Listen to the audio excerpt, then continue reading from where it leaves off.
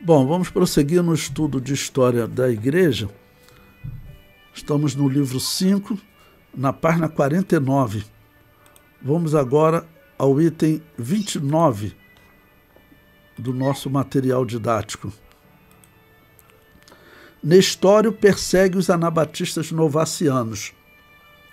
Bom, eu tenho falado para vocês que a cidade de Constantinopla era a cidade que era assim, um pouco mais tolerante com os novacianos, com as igrejas que não batizavam recém-nascidos, né? Chamados anabatistas.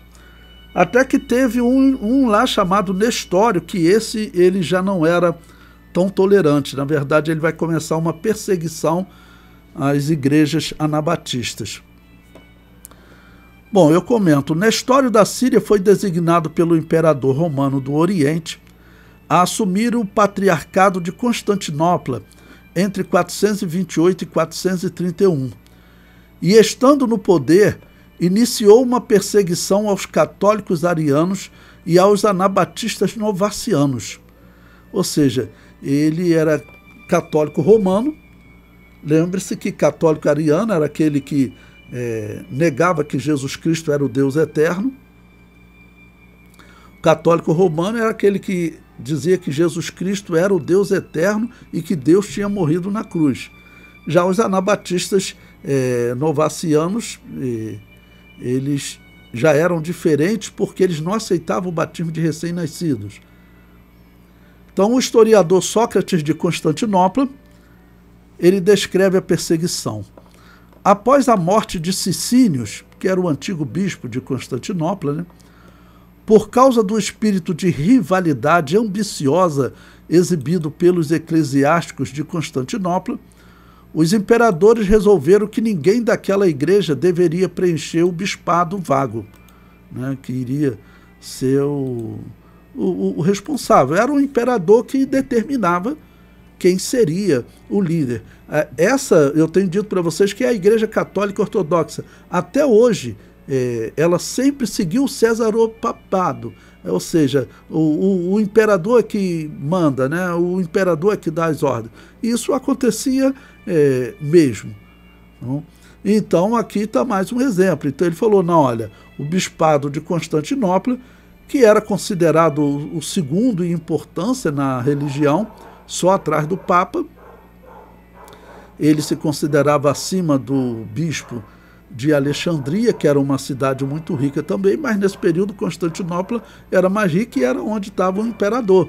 Então ali acabou que se tornou a maior autoridade, porque o Papa, apesar de ter o respeito por causa da doutrina de Pedro, então o bispo aqui de Constantinopla, ele aceitou ser segundo, mas ele acabava assumindo uma importância maior, né?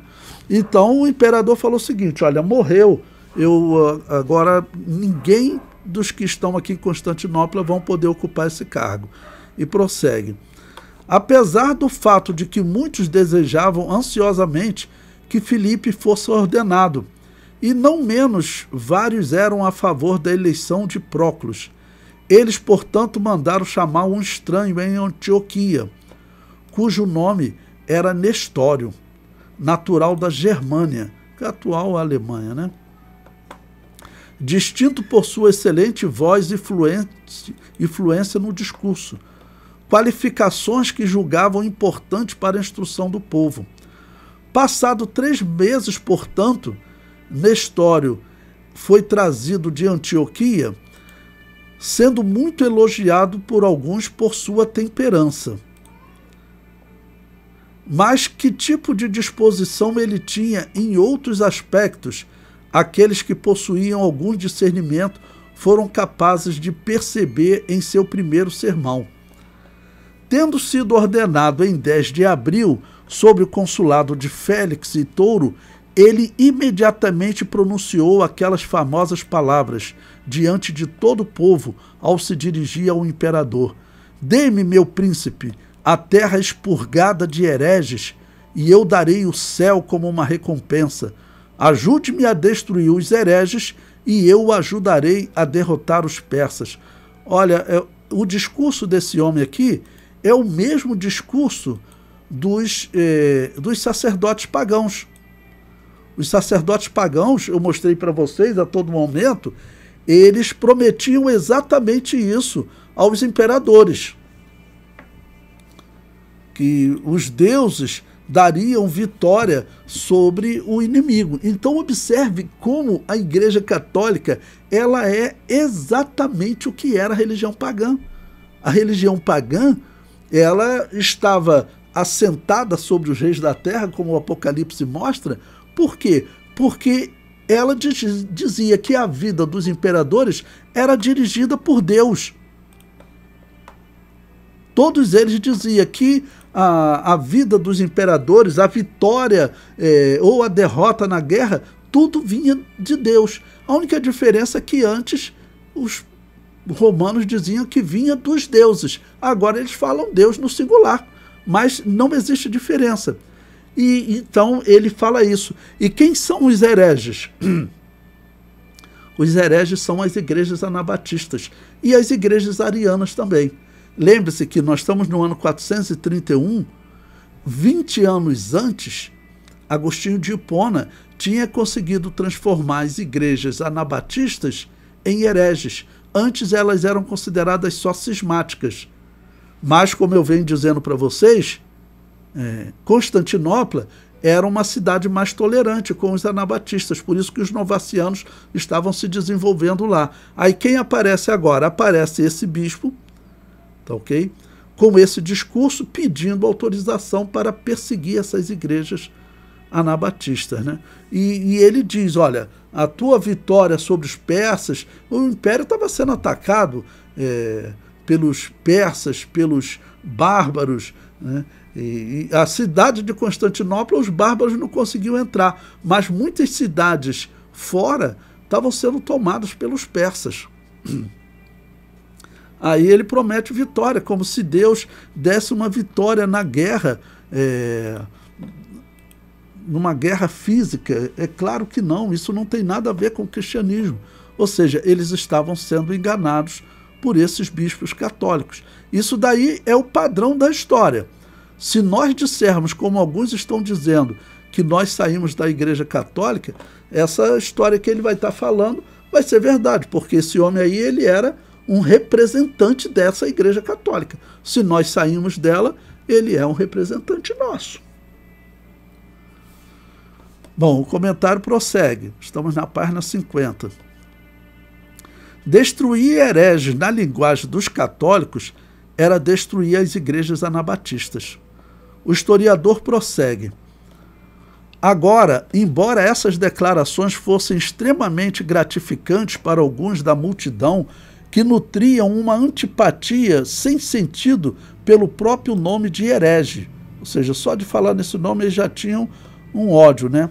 Ainda aqueles, como eu disse, que eram hábeis em predicar o caráter de um homem de suas expressões, não deixaram de detectar sua leviandade mental e temperamento violento e vaidoso.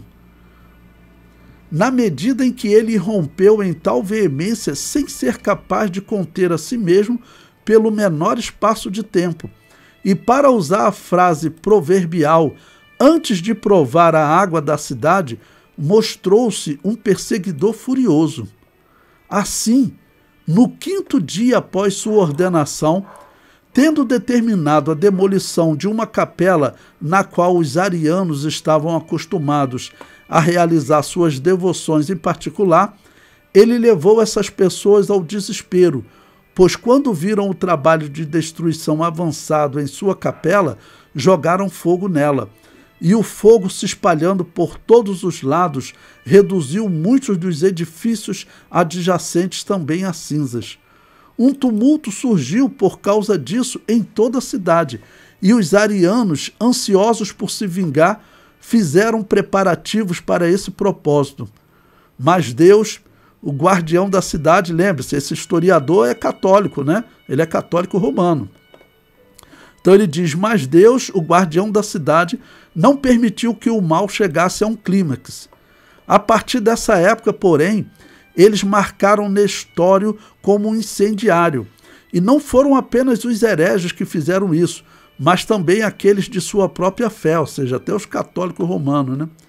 Pois ele não podia descansar, mas buscando todos os meios de assediar aqueles que não abraçavam seus próprios sentimentos, ele perturbava continuamente a tranquilidade pública.